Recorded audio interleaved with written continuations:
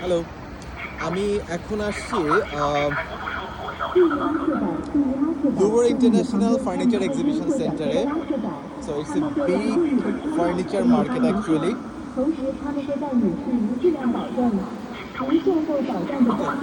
So এটাকে Louvre international বলার কারণ হচ্ছে ওরা বেসিক্যালি ফার্নিচারগুলোকে একটা আর্ট পিস হিসেবে চিন্তা করতেছে আর শোরুমগুলোকে গ্যালারি হিসেবে চিন্তা করতেছে। যদিও এটা বেশ উইয়ার্ড এই নামটা এখানে দেওয়ার, কারণ চায়নার সাথে এটা যায় না। ওরা সামহাও অন্য হয়তো নাম দিলে আরও বেশি মেক সেন্স করতো আর কি।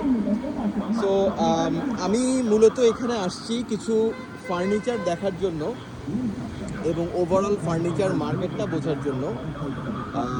সাধারণত যেটা হয়, আমরা ক্লায়েন্টকে ফার্নিচার অফার করি।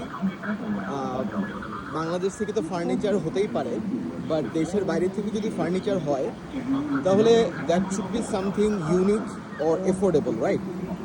সো এই এফোর্ডেবিলিটিটা চিন্তা করতে গিয়ে আমার কাছে মনে হচ্ছে এখানে আসা তো দরকারই, বাট স্টিল এখন কিন্তু অনেক কিছু অ্যাভেলেবেল হয়ে গেছে। লাইক আমাদের দেশের, আমরা যদি গুলশানেও চিন্তা করি, গুলশান ডিসিসিতে অনেক চায়নার অনেকগুলো প্রোডাক্ট আসলে আছে।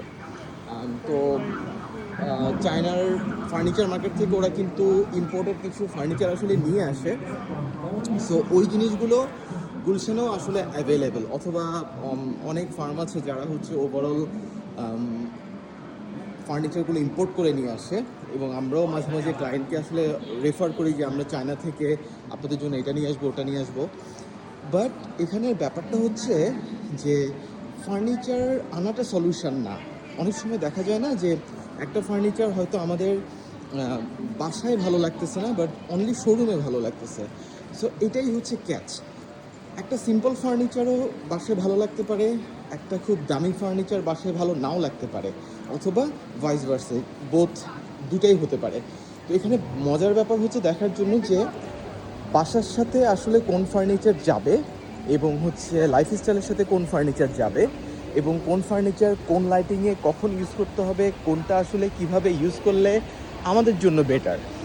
সো আমি কমন ফার্নিচারগুলো আনার ট্রাই করব না অ্যাকচুয়ালি।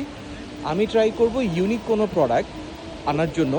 লাইক ফার্নিচার যেহেতু সবাই আনতে পারতেছে, আমার টার্গেট থাকবে ফার্নিচারের অ্যাক্সেসরিজগুলো যেগুলো আসলে আমাদের লাইফস্টাইলকে ইজি করে দিচ্ছে, ওই অ্যাক্সেসরিজ দিকে আসলে ফোকাস রাখতে। আদারওয়াইজ যেটা হবে যে মার্কেটটা আসলে অনেক কম্পিটিটিভ। সো এখানে টিপিক্যাল যে ফার্নিচার অর যে প্রোডাক্ট বা ডিজাইন, ওটার সাথে আসলে তো কাজ করে পারা যাবে না, এক্ষেত্রে ক্লায়েন্ট স্যাটিসফ্যাকশন আসবে না। হোয়াট ইফ এমন কোনো প্রোডাক্ট যদি আনা যায় যেটা